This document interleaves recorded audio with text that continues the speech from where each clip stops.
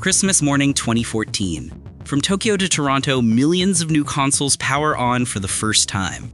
The peak digital moment of the year. PlayStation Network servers brace for the surge, Xbox Live anticipates the traffic spike, everything is ready, except for one thing. Connection failed, server unavailable, please try again later. On Twitter, someone is watching, multiple someones.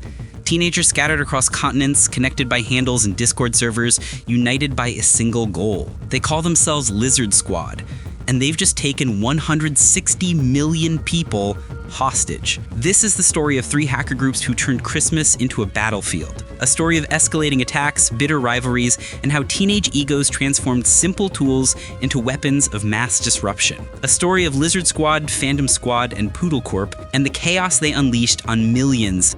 This story is based on court documents, law enforcement reports, media interviews, and leaked databases from the hacker groups themselves. August 2014, the name Lizard Squad first appears on the radar of gamers worldwide as they begin taking down game servers.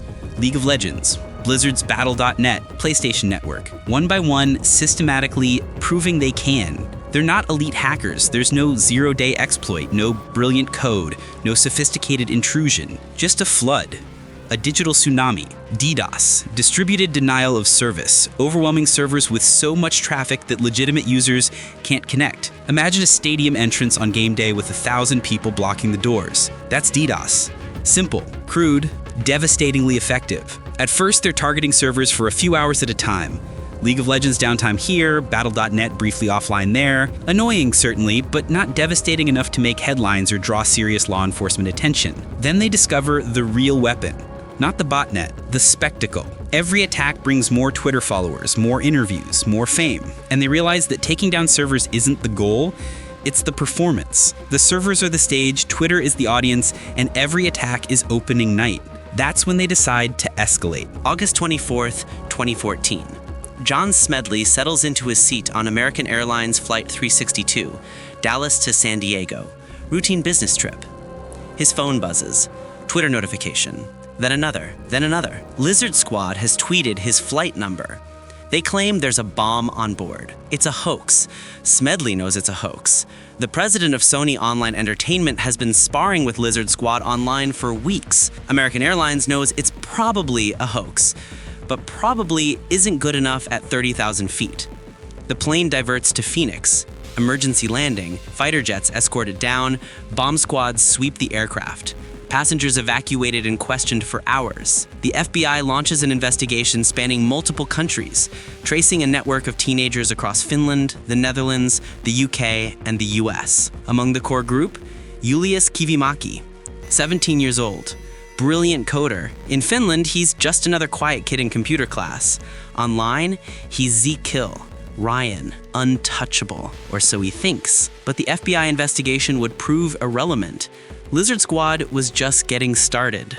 December 2014, the Christmas attacks that would make Lizard Squad infamous. For weeks, they'd been planning this moment, Christmas Day, when millions of new consoles would be unboxed around the world, when gaming traffic would spike to its annual peak, when the impact would be maximum. This wasn't just about downtime anymore. This was about making a statement on the biggest stage possible. Christmas Eve, the attacks begin. PlayStation Network goes down first, then Xbox Live follows. Hours pass. Services flicker back online briefly, then crash again under renewed attacks. Microsoft and Sony scrambled to respond, but defending against DDoS in real time is like trying to separate raindrops from a flood. Legitimate traffic and attack traffic look nearly identical, and the volume overwhelms even servers designed to handle millions of concurrent users. By Christmas morning, both networks remain down. Support forums explode. Reddit threads fill with frustration. Twitter erupts with hashtag PSN down and hashtag Xbox Live down. The reality starts to sink in for millions of families. Kids who unwrapped new consoles hours earlier stare at error messages. Parents who don't understand always online gaming grow frustrated at expensive gifts that won't work. Customer support lines jam with people demanding answers that Sony and Microsoft simply don't have yet. One parent posts on Reddit, "Spent $400 on a PS4 for my son. It's been 6 hours. He's been crying on and off. What am I supposed to tell him?" Another, "This is my kid's first console. I saved for months. And it doesn't work on Christmas. On Twitter, Lizard Squad watches their follower count explode. 50,000, 80,000, 100,000. By the end, 132,000 people following their every move. They're not just disrupting services anymore. They're creating a narrative. The media swarms. BBC, Sky News, every tech blog. They're doing interviews now, becoming personalities. The Sky News interviewer leans forward. Why attack on Christmas? Ryan, Julius Kivimäki, smirking behind a screen name, has his answer ready. It's to embarrass Sony and Microsoft, and maybe families should spend time together instead of gaming. The camera can't see him smile, but thousands watch the chaos unfold in real time. The attacks continue for 2 days. 2 days of millions of people locked out of their Christmas presents. 2 days of Sony and Microsoft engineers working around the clock. 2 days of Lizard Squad trending worldwide. Then an unlikely mediator steps in. Kim.com, the controversial founder of Mega Upload, makes an offer. 3,000 premium Mega accounts for Lizard Squad. Retail value, $300,000. Actual cost to .com? Nothing. But it gives Lizard Squad something more valuable than money. A face-saving exit. The attacks stop almost immediately. Sony and Microsoft restore services. Gamers finally get to play their Christmas presents. Lizard Squad declares victory. They'd proven they could take down the biggest gaming networks in the world, humiliated 2 tech giants, gotten away with it. Or so they thought. January 2015, Lizard Squad makes their next move, and the real motivation behind the Christmas attacks becomes clear. The Christmas attacks weren't the end game, they were the advertisement. Welcome to Lizard Stressor, a DDoS-for-hire service, a booter tool. The same weapon that held millions hostage on Christmas, now available for rent to anyone with a credit card. Want to take down a rival's website? Torment a Twitch streamer? Get revenge on someone you don't like? Lizard Squad will sell you the power. Subscriptions range from $5.99 per month for 100-second attacks to $29.99 for attacks lasting over 8 hours. For $5.99, anyone could become Lizard Squad. The barrier to digital terrorism wasn't technical skill anymore, it was a credit card.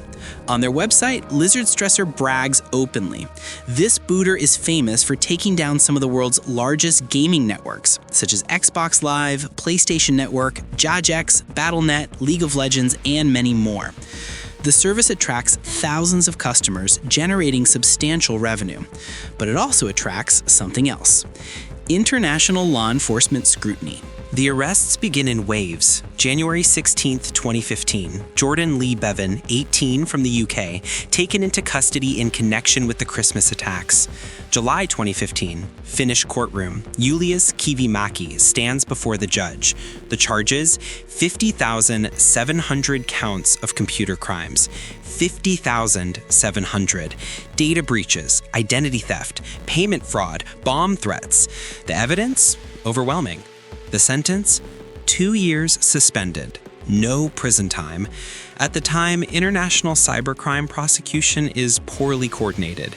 Different countries, different laws, different priorities, different levels of technical expertise. Teenagers exploit these gaps, moving between jurisdictions like ghosts. Kivimäki walks out of the courtroom a free man. He changes his Twitter bio immediately. Untouchable hacker god. Lizard Squad tweets triumphantly. All the people that said we would rot in prison don't want to comprehend what we've been saying since the beginning. We have free passes. They have no idea what's coming. December 2015, 1 year after the Christmas attacks that made Lizard Squad infamous, a new group emerges on Twitter with bold threats and even bolder claims: Phantom Squad. They represent something new in the hacker landscape. The second generation, copycats who'd watched Lizard Squad get famous, watched them get light sentences, and thought they could replicate or even surpass their success. They're making audacious declarations. We're going to shut down Xbox Live and PSN this year on Christmas, and we are going to keep them down for 1 week straight. 7 days, 168 hours. Christmas completely ruined. But there's something different about Phantom Squad. They claim noble motivations, positioning themselves as gray hat hackers exposing security flaws rather than vandals seeking chaos. Why do we take down PSN and Xbox Live? Because cybersecurity does not exist. In the hyper-competitive world of cybercrime, image matters. Phantom Squad is trying to present themselves as vigilantes rather than criminals. Lizard Squad had been performers. Phantom Squad wanted to be heroes. December 17th, 2015, Phantom Squad launches what they call a test attack against Xbox Live. The service goes down for several hours. They immediately take credit on social media, their following growing as gamers and journalists watch nervously. Then something happens that exposes the truth about who they really are. December 19th, 2015, Phantom Squad's own website gets hacked. A rival group called Skid MP defaces their site with a damning message. Phantom Squad has been taking credit for multiple attacks that you nor any of your members did. They warn, quit while you have the chance. The truth comes spilling out. Phantom Squad has been lying, claiming credit for attacks they didn't orchestrate, for outages they didn't cause. They're posers, script kiddies, pretending to be elite hackers, riding on the coattails of actual attacks performed by others. The hacking community turns on them with vicious mockery. Lizard Squad, the group they'd tried to emulate, mocks them publicly. Other groups pile on. In the hyper-competitive world of cybercrime, the only thing worse than getting caught is getting humiliated by your rivals. Christmas 2015 comes and goes without incident. Xbox Live and PlayStation networks stay online, services running smoothly, security teams vigilant. Phantom Squad's threats were empty bluster. Their week-long attack, nothing but vapor. They fade into obscurity almost immediately, remembered only as the pretenders who got hacked while trying to look tough. Nature abhors a vacuum. So does cybercrime. Someone is watching, someone is learning, someone is ready. Early 2016, enter PoodleCorp. They're not pretenders like Phantom Squad. They're not marketers like Lizard Squad. They're something different entirely. More aggressive, more chaotic, more visible, and far more dangerous than anything that came before. They don't just target gaming networks. They crush the entire digital ecosystem. Leafy is here, Lily Singh, WatchMojo, YouTube accounts with millions of subscribers, taken over. Pokemon Go servers, crushed at the height of the game's unprecedented popularity. Blizzard Entertainment, League of Legends, EA, Rockstar Games, hit in rapid succession, sometimes multiple attacks in a single day. The leader, using the handle @ZoTPoodle, gives interviews bragging about their capabilities. Quote, "We do it because we can. Nobody can stop us, and we just like to cause chaos." End quote. They claim to be running a botnet of 600,000 compromised devices, routers, DVRs, servers, anything connected to the internet with weak security. Whether this number is accurate or exaggerated, hackers often inflate their capabilities for reputation, the impact of their attacks is undeniably real. July 16th, 2016, PoodleCorp makes an announcement that sends shockwaves through the gaming world. They're going to take down Pokemon Go, the biggest mobile gaming phenomenon of the year, a cultural juggernaut with over 100 million downloads, on August 1st. 20 hours of downtime, maximum disruption during peak playing hours. The gaming world watches nervously as the date approaches. Will PoodleCorp deliver, or will they end up like Phantom Squad, exposed and humiliated? August 1st, 2016, the promised attack day arrives. Something goes catastrophically wrong for PoodleCorp. Their own service gets hacked, their database breached. Someone dumps it online, sharing it with Leaked Source, a data breach monitoring site that specializes in analyzing and reporting stolen information. The leaked data contains everything: customer lists, real email addresses, payment information showing the money trail, attack targets revealing their entire operation, and most damaging of all, real names and addresses of PoodleCorp members. Leak Source analyzes the dump and finds identifying information for 3 core members, and they announce they're sharing it with law enforcement authorities in multiple countries. The veil of anonymity, gone. PoodleCorp panics. They launch a retaliatory DDoS attack against Leak Source, taking the site down for 45 minutes in a desperate attempt to stop the information from spreading. When the site comes back online, Leaked Source has a message waiting. It's a terrible idea to attack a business that knows something about virtually everybody. The Pokemon Go attack is postponed as PoodleCorp scrambles to deal with the fallout. They shift targets, hitting Blizzard's Battle.net servers instead in an attempt to show they're still operational, still dangerous, still in control. But it's too late. The database is already spreading across the internet, being analyzed by security researchers and law enforcement agencies around the world. Law enforcement now has names, addresses, a complete record of their criminal enterprise, and they're running out of time. September 2016. The arrests begin in coordinated raids across multiple countries. Zachary Buchta, 19, from Maryland, arrested by federal agents. Bradley Jan Willem van Rooij, 19, from the Netherlands, arrested by Dutch authorities in a simultaneous operation, both charged with conspiracy to cause damage to protected computers. But the investigation reveals something that connects all these stories together. A thread running through the entire era of Christmas hacker wars. Buchta and Van Rooij aren't just members of PoodleCorp, they were also members of Lizard Squad. The two groups overlapped, members moving between them, sharing tools, sharing botnets, sharing customers. This wasn't a rivalry, it was an evolution. The same criminals operating under different brands. Buchta had used multiple handles during his criminal career, at FBI are losers, Pain, Exotep Koodle, Lizard. He wasn't hiding his contempt for law enforcement. He was taunting them while committing federal crimes, convinced that being behind a screen made him invisible. Within days, federal authorities seized the entire infrastructure. LizardSquad.org, PoodleCorp.org, Stressor.PoodleCorp.org. Years of criminal enterprise shut down with search warrants and server seizures. But the charges reveal something darker, something that transforms this from gaming disruption into genuine terror. The criminal complaint details the PhoneBomber.net service. Buchta and Van Rooij were running a service that made automated harassing phone calls to victims, terrorizing them in their homes. One victim in Illinois, Christmas dinner interrupted. New Year's Eve interrupted. Every single hour for 30 days straight. 720 calls total. 720 times a robotic voice threatens to burn down their house. 720 times hearing threats against their family. 30 days of wondering when it would stop. 30 days of fear. This wasn't hacking for fun or fame or the spectacle of taking down major corporations. This was systematic harassment. This was the infrastructure of terror being sold to anyone willing to pay for it. December 2017. Zachary Buchta stands in federal court and pleads guilty. He faces up to 10 years in prison for his crimes.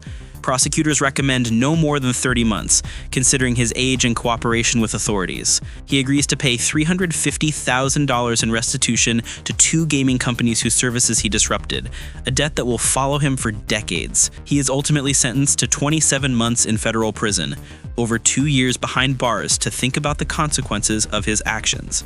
Bradley Van Rooij is convicted in the Netherlands and serves his sentence there, the two countries coordinating their prosecutions to ensure both members face justice. But the story doesn't end there.